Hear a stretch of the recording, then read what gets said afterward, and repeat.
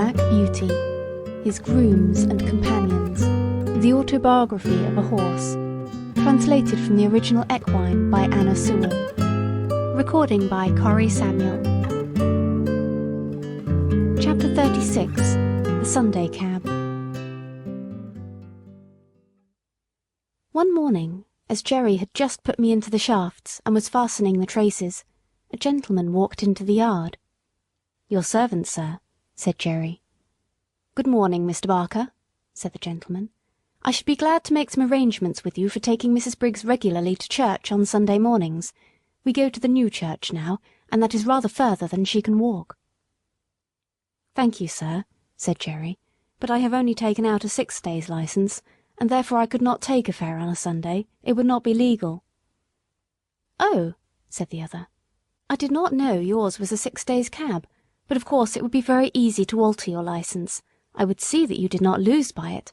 The fact is, Mrs. Briggs very much prefers you to drive her." "I should be glad to oblige the lady, sir, but I had a 7 days' licence once, and the work was too hard for me, and too hard for my horses. Year in and year out, not a day's rest, and never a Sunday with my wife and children, and never able to go to a place of worship, which I had always been used to do before I took to the driving box. So for the last 5 years I have only taken a 6 days' licence, and I find it better all the way round." "Well, of course," replied Mr. Briggs, "it is very proper that every person should have rest, and be able to go to church on Sundays, but I should have thought you would not have minded such a short distance for the horse, and only once a day. You would have all the afternoon and evening for yourself, and we are very good customers, you know." "Yes, sir, that is true, and I am grateful for all favours, I am sure, and anything that I could do to oblige you or the lady I should be proud and happy to do, but I can't give up my Sundays, sir, indeed I can't. I read that God made man, and he made horses and all the other beasts, and as soon as he had made them he made a day of rest, and bade that all should rest 1 day in 7, and I think, sir, he must have known what was good for them, and I am sure it is good for me. I am stronger and healthier altogether now that I have a day of rest. The horses are fresh too, and do not wear up nearly so fast. The 6-day drivers all tell me the same, and I have laid by more money in the savings bank than ever I did before. And as for the wife and children, sir, why, heart alive, they would not go back to the 7 days for all they could see." "Oh, very well," said the gentleman. "Don't trouble yourself, Mr. Barker, any further. I will inquire somewhere else." And he walked away. "Well," says Jerry to me, "we can't help it, Jack, old boy. We must have our Sundays. Polly," he shouted, "Polly, come here." She was there in a minute. "What is it all about, Jerry?" "Why, my dear, Mr. Briggs wants me to take Mrs. Briggs to church every Sunday morning. I say I only have a 6 days' licence. He says, get a 7 days' licence and I'll make it worth your while. And you know, Polly, they are very good customers to us. Mrs. Briggs often goes out shopping for hours or making calls, and then she pays down fair and honourable like a lady. There's no beating down or making 3 hours into 2 hours and a half, as some folks do. And it is easy work for the horses, not like tearing along to catch trains for people that are always a quarter of an hour too late. And if I don't oblige her in this matter, it is very likely we shall lose them altogether. What do you say, little woman?" "I say, Jerry," says she, speaking very slowly, "I say, if Mrs. Briggs would give you a sovereign every Sunday morning, I would not have you a 7 days' cabman again. We have known what it was to have no Sundays, and now we know what it is to call them our own. Thank God you earn enough to keep us, though it is sometimes close work to pay for all the oats and hay, the licence and the rent besides. But Harry will soon be earning something, and I would rather struggle on harder than we do, than go back to those horrid times when you hardly had a minute to look at your own children, and we never could go to a place of worship together, or have a happy, quiet day. God forbid that we should ever turn back to those times. That's what I say, Jerry." "And that is just what I told Mr. Briggs, my dear," said Jerry, "and what I mean to stick to. So don't go and fret yourself, Polly," for she had begun to cry. "I would not go back to the old times if I earned twice as much, so that is settled, little woman. Now, cheer up, and I'll be off to the stand." 3 weeks had passed away after this conversation, and no order had come from Mrs. Briggs, so there was nothing but taking jobs from the stand. Jerry took it to heart a great deal, for of course the work was harder for horse and man. But Polly would always cheer him up, and say, "Never mind, father, never mind. Do your best, and leave the rest. 'Twill all come right, some day or night." It soon became known that Jerry had lost his best customer, and for what reason. Most of the men said he was a fool, but 2 or 3 took his part. "If working men don't stick to their Sunday," said Truman, "they'll soon have none left. It is every man's right and every beast's right. By God's law we have a day of rest, and by the law of England we have a day of rest, and I say we ought to hold to the rights these laws give us, and keep them for our children." "All very well for you religious chaps to talk so," said Larry, "but I'll turn a shilling when I can. I don't believe in religion, for I don't see that your religious folks are any better than the rest." "If they are not better," put in Jerry, "it is because they are not religious. You might as well say that our country's laws are not good because some people break them. If a man gives way to his temper, and speaks evil of his neighbour, and does not pay his debts, he is not religious, I don't care how much he goes to church. If some men are shams and humbugs, that does not make religion untrue. Real religion is the best and truest thing in the world, and the only thing that can make a man really happy, or make the world we live in any better."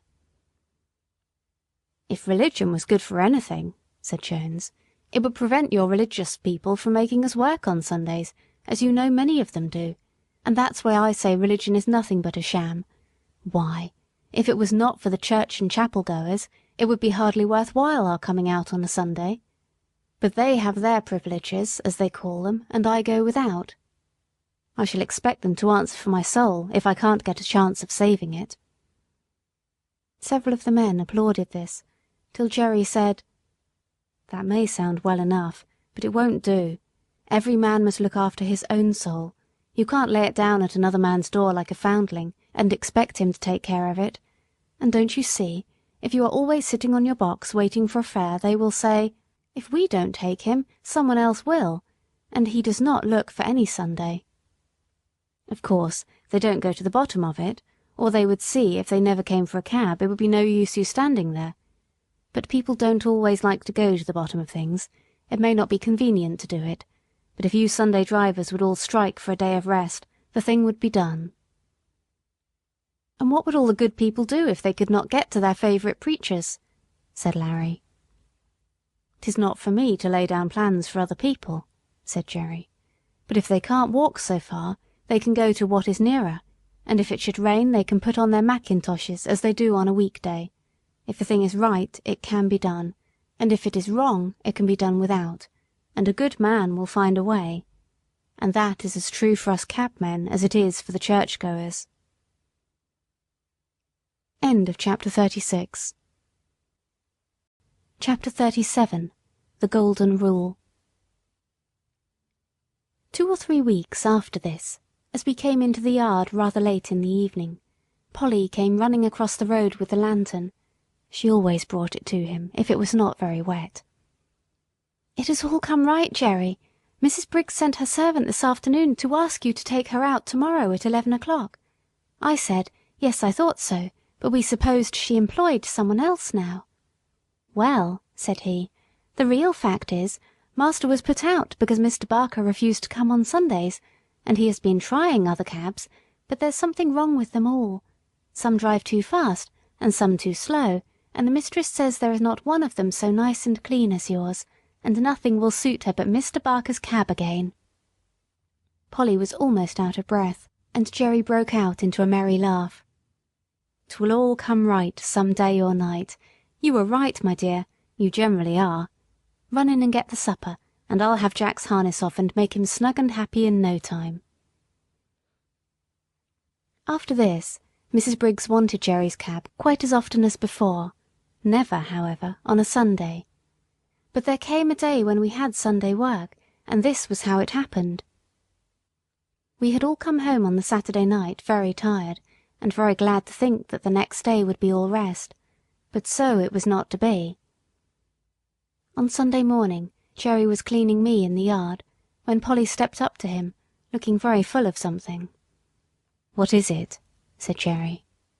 "Well, my dear," she said, "poor Dinah Brown has just had a letter brought to say that her mother is dangerously ill, and that she must go directly if she wishes to see her alive. The place is more than 10 miles away from here, out in the country, and she says if she takes the train she should still have 4 miles to walk. And so weak as she is, and the baby only 4 weeks old, of course that would be impossible. And she wants to know if you would take her in your cab, and she promises to pay you faithfully, as she can get the money." "Tut, tut, we'll see about that. It was not the money I was thinking about, but of losing our Sunday. The horses are tired, and I am tired too. That's where it pinches." "It pinches all round, for that matter," said Polly, "for it's only half Sunday without you. But you know we should do to other people as we should like they should do to us, and I know very well what I should like if my mother was dying. And, Jerry dear, I'm sure it won't break the Sabbath, for if pulling a poor beast or donkey out of a pit would not spoil it, I'm quite sure taking poor Dinah would not do it." "Why, Polly, you are as good as the minister. And so, as I've had my Sunday morning sermon early today, you may go and tell Dinah that I'll be ready for her as the clock strikes 10. But stop, just step round to Butcher Braden's with my compliments, and ask him if he would lend me his light trap. I know he never uses it on the Sunday, and it would make a wonderful difference to the horse." Away she went, and soon returned, saying that he could have the trap and welcome. "All right," said he. "Now put me up a bit of bread and cheese, and I'll be back in the afternoon as soon as I can." "And I'll have the meat pie ready for an early tea instead of for dinner," said Polly, and away she went, while he made his preparations to the tune of "Polly's the Woman and no mistake," of which tune he was very fond. I was selected, and at 10 o'clock we started, in a light high-wheeled gig, which ran so easily that after the 4-wheeled cab it seemed like nothing. It was a fine May day, and as soon as we were out of the town, the sweet air, the smell of the fresh grass, and the soft country roads were as pleasant as they used to be in the old times, and I soon began to feel quite fresh. Dinah's family lived in a small farmhouse up a green lane, close by a meadow with some fine shady trees. There were 2 cows feeding in it. A young man asked Jerry to bring his trap into the meadow, and he would tie me up in the cowshed. He wished he had a better stable to offer. "If your cows would not be offended," said Jerry, "there is nothing my horse would like so well as to have an hour or 2 in your beautiful meadow. He's quiet, and it would be a rare treat for him." "Do, and welcome," said the young man. "The best we have is at your service for your kindness to my sister. We shall be having some dinner in an hour, and I hope you'll come in, though with mother so ill we are all out of sorts in the house." Jerry thanked him kindly, but said as he had some dinner with him, there was nothing he should like so well as walking about in the meadow. When my harness was taken off, I did not know what I should do first, whether to eat the grass, or roll over on my back, or lie down and rest, or have a gallop across the meadow out of sheer spirits at being free, and I did all by turns.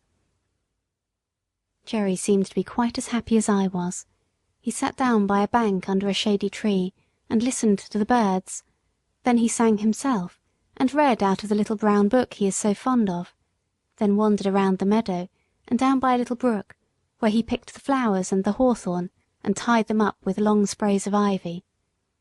Then he gave me a good feed of the oats which he had brought with him, but the time seemed all too short. I had not been in a field since I left poor Ginger at Earlshall.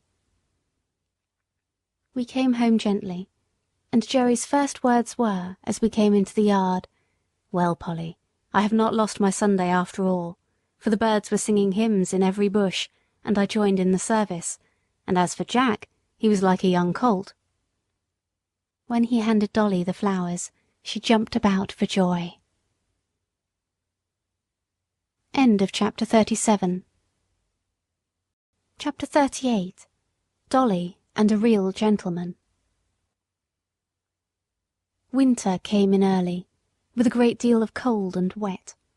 There was snow or sleet or rain almost every day for weeks, changing only for keen driving winds or sharp frosts. The horses all felt it very much. When it is a dry cold, a couple of good thick rugs will keep the warmth in us, but when it is soaking rain they soon get wet through and are no good. Some of the drivers had a waterproof cover to throw over, which was a fine thing, but some of the men were so poor that they could not protect either themselves or their horses, and many of them suffered very much that winter.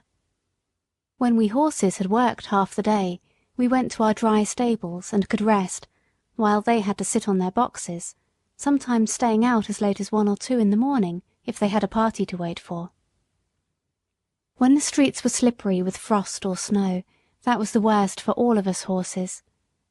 1 mile of such travelling, with a weight to draw and no firm footing, would take more out of us than 4 on a good road. Every nerve and muscle of our bodies is on the strain to keep our balance, and, added to this, the fear of falling is more exhausting than anything else. If the roads are very bad indeed, our shoes are roughened, but that makes us feel nervous at first. When the weather was very bad, many of the men would go and sit in a tavern close by, and get someone to watch for them, but they often lost a fare in that way, and could not, as Jerry said, be there without spending money. He never went to the Rising Sun. There was a coffee shop near, where he now and then went, or he bought of an old man, who came to our rank with tins of hot coffee and pies. It was his opinion that spirits and beer made a man colder afterward, and that dry clothes, good food, cheerfulness, and a comfortable wife at home were the best things to keep a cabman warm. Polly always supplied him with something to eat when he could not get home, and sometimes he would see little Dolly peeping from the corner of the street to make sure if father was on the stand. If she saw him, she would run off at full speed and soon come back with something in a tin or basket, some hot soup or pudding Polly had ready. It was wonderful how such a little thing could get safely across the street, often thronged with horses and carriages, but she was a brave little maid, and felt it quite an honour to bring father's first course, as he used to call it. She was a general favourite on the street, and there was not a man who would not have seen her safely across the street if Jerry had not been able to do it. One cold, windy day, Dolly had brought Jerry a basin of something hot, and was standing by him while he ate it. He had scarcely begun when a gentleman, walking toward us very fast, held up his umbrella. Jerry touched his hat in return, gave the basin to Dolly, and was taking off my cloth, when the gentleman hastening up cried out, "No, no, finish your soup, my friend. I have not much time to spare, but I can wait until you have done, and set your little girl safe on the pavement." So saying, he seated himself in the cab. Jerry thanked him kindly, and came back to Dolly. "There, Dolly, that's a gentleman. That's a real gentleman, Dolly. He has got time and thought for the comfort of a poor cabman and a little girl." Jerry finished his soup, set the child across, and then took his orders to drive to Clapham Rise. Several times after that the same gentleman took our cab. I think he was very fond of dogs and horses, for whenever we took him to his own door, 2 or 3 dogs would come bounding out to meet him. Sometimes he came round and patted me, saying in his quiet, pleasant way, "This horse has got a good master, and he deserves it." It was a very rare thing for anyone to notice the horse that had been working for him. I have known ladies to do it now and then, and this gentleman, and 1 or 2 others have given me a pat and a kind word, but 99 persons out of 100 would as soon think of patting the steam engine that drew the train. The gentleman was not young, and there was a forward stoop in his shoulders, as if he was always going at something. His lips were thin and close shut, though they had a very pleasant smile. His eye was keen, and there was something in his jaw and the motion of his head that made one think he was very determined in anything he set about. His voice was pleasant and kind. Any horse would trust that voice, though it was just as decided as everything else about him. One day he and another gentleman took our cab. They stopped at a shop in Street, and while his friend went in, he stood at the door. A little ahead of us on the other side of the street, a cart with 2 very fine horses was standing before some wine vaults. The carter was not with them, and I cannot tell how long they had been standing, but they seemed to think they had waited long enough and began to move off. Before they had gone many paces, the carter came running out and caught them. He seemed furious at their having moved, and with whip and rein punished them brutally, even beating them about the head. Our gentleman saw it all, and stepping quickly across the street, said in a decided voice, "If you don't stop that directly, I'll have you arrested for leaving your horses, and for brutal conduct." The man, who had clearly been drinking, poured forth some abusive language, but he left off knocking the horses about, and taking the reins got into his cart. Meantime our friend had quietly taken a notebook from his pocket, and looking at the name and address painted on the cart, he wrote something down. "What do you want with that?" growled the carter, as he cracked his whip and was moving on. A nod and a grim smile was the only answer he got. On returning to the cab, our friend was joined by his companion, who said laughingly, "I should have thought, right, you had enough business of your own to look after, without troubling yourself about other people's horses and servants." Our friend stood still for a moment, and throwing his head a little back, "Do you know why this world is as bad as it is?" "No," said the other. "Then I'll tell you. It is because people think only about their own business, and won't trouble themselves to stand up for the oppressed, nor bring the wrongdoer to light. I never see a wicked thing like this without doing what I can, and many a master has thanked me for letting him know how his horses have been used." "I wish there were more gentlemen like you, sir," said Jerry, "for they are wanted badly enough in this city." After this we continued our journey, and as they got out of the cab, our friend was saying, "My doctrine is this, that if we see cruelty or wrong that we have the power to stop, and do nothing, we make ourselves sharers in the guilt." End of chapter 38.